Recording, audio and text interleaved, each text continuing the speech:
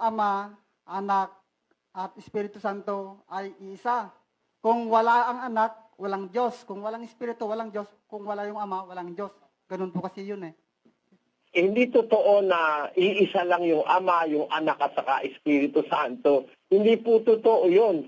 Basahin natin ang Henesis, kapatid na Mel, 1 at versikulo 26. At sinabi ng Diyos, lalangin natin ang tao sa ating larawan ayon sa ating wangis. Kung nag-iisa siya, sino ang kakausapin niya? Ano ba ang Diyos? Hindi naman ang Diyos parang lang kagaya ng tao na nasisiraan ng ulo na kinakausap yung sarili niya. At saka ang Diyos marunong ng grammar yon. Kaya nga ang sabi niya, lalangin natin. Bakit natin? Kasama siya. Ikaw naman, sasabihin mo iisa siya. Ba't naman iisa siya? May kausap siya. Hindi ba? Ang Biblia, tama ang pagsasabi, nung lalalangin ng Diyos ang tao, sabi niya, may kasama siya. Lalangin natin ang tao. Ayon sa ating larawan at wangis. Sino ba ang kausap niya na pareho sila ng larawan? Magkamukha sila. Magkawangis sila. Sino yung kausap niya na yon? Basahin natin ang Kolosas 1, versikulo 15. Na siya ang larawan ng Diyos na di nakikita. Mel, sino yung kapareho ng larawan ng Diyos? Ang anak po, kapatid na Eli. Oo, kahit naman sa literal mo daanin Sino ang unang-unang kamukha ng anak?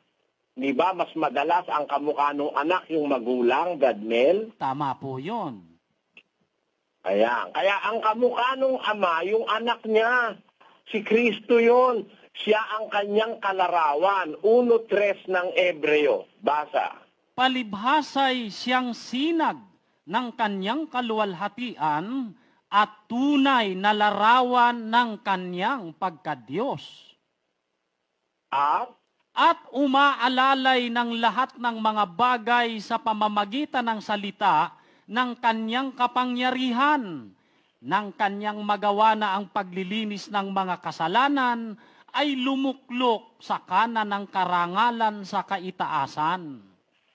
Ayan, yung palang lumuklok sa kanan ng Diyos, yung lumuklok sa kanan ng karangalan sa kaitaasan, siya ang sinag ng kaluwalhatian ng Diyos at tunay na larawan ng kanyang pagka-Diyos, kamukha ng Diyos, yung nakaluklok sa kanyang kanan.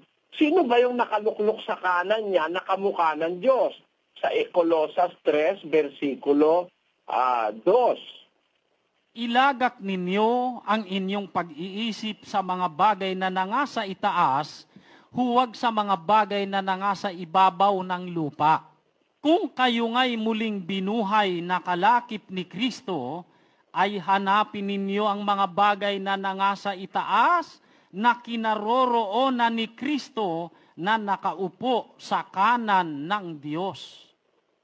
Sino yung nakaupo sa kanan ng Diyos, Bradmel? Di ba si Kristo? Opo, maliwanag po.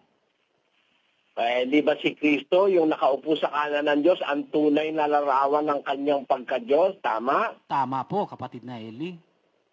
So, ang kamukha ng Diyos at kawangis ng Diyos yung kanyang anak. Tama? Tama po yan. O sino ang kausap ng Diyos nung sabihin niya, lalangin natin ng tao ayon sa ating larawan at ayon sa ating wangis? Hindi ba yung kanyang kamukha? Tama po yun, kapatid na Eli. Sino ba yon? Nakasama ng Diyos na lumalang ng lahat ng bagay. Basahin natin ang Juan 1:1 hanggang 2. Nang pasimula, siya ang berbo, at ang berbo ay sumasa Diyos, at ang berbo ay Diyos. Ito rin nang pasimulay sumasa Diyos. Ang lahat ng mga bagay ay ginawa sa pamamagitan niya, at alinman sa lahat ng ginawa ay hindi ginawa kung wala siya. Sino yung kasama ng Diyos nung ginagawa ang lahat ng bagay? Sino kasama ng Diyos, Bradmel? Ang tawag po ni San Juan, verbo po, kapatid na Eli. Ilagay mo nga uli yung Juan 1:1 sa screen. Sabi ng Biblia, nang pasimula ang berbo ay sumasa Diyos. Ano ba naiintindihan mo dun sa salitang sumasa Diyos? Yung verbo ba mismo, yung kanyang sinasakanyahan, Daniel? Hindi po, kapatid na Eli. May magkaiba po silang kalagayan, kapatid na Eli. Oo, tama. Sabi kasi sa English, in the beginning was the Word, and the Word was with God. Nakasama ng Diyos yung Word, yung verbo. At yung verbo, Diyos din yun, sabi ni San Juan. Okay, tamo na. Kung wala siya, kasama na siya ng Diyos eh. Kaya nga gumawa ang Diyos ng lahat ng bagay, kasama siya. O ngayon, sino ba yung verbo na kasama ng Diyos sa 14, Brad Mel? At nagkatawang tao ang verbo at tumahan sa gitna natin. At nakita namin ang kanyang kaluwalhatian gaya ng sabugtong ng Ama na puspos ng biyaya at katotohanan. Yan pala yung bugtong ng Ama, siya pala yung ipinanganak ng Ama, yung verbo. Si Kristo yan. Yung Ama at saka si Kristo, mag-ama ang tawag ng Biblia. Iba yung Ama, iba yung anak. Ano ang sabi ng ating Panginoon Kristo tungkol sa Ama, kapatid na Mel? Pakibasa mo nga yung 14:28 ng Juan. Narinig ninyo kung paanong sinabi ko sa inyo, papanaw ako at paririto ako sa inyo. Kung ako'y inyong iniibig, kayo'y mga gagalak dahil sa ako'y pasa sa Ama, sapagkat ang Ama ay lalong dakila kaysa akin. My Father is greater than I.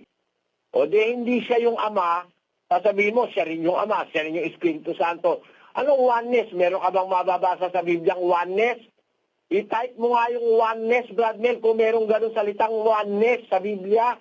Oneness. Sinerge po ng computer sa buong Biblia, ang resulta po, kapatid na Eli, ay no word or phrase found.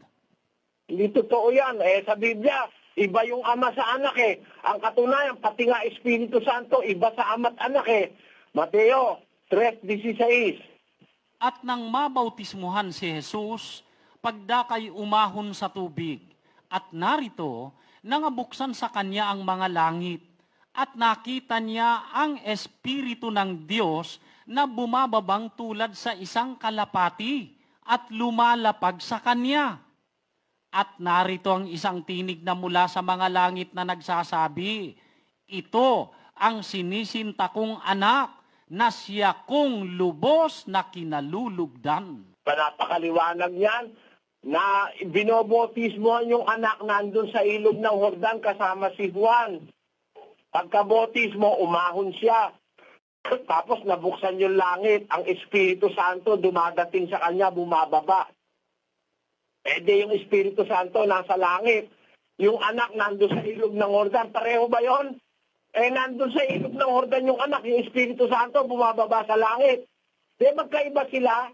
O tapos, may nagsalita sa langit, ito ang aking anak. Nasa langit naman yung Ama. Si Kristo nasa ilog ng Jordan.